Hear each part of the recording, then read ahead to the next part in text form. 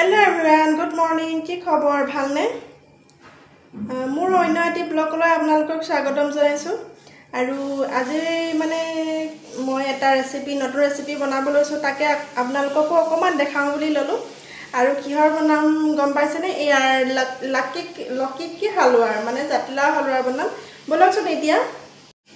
আৰু এয়া জাতিলাওটো ৰুকি ললো এনেকে হৰুকে আৰু মই লৈছো 1 লিটাৰ গাখীৰ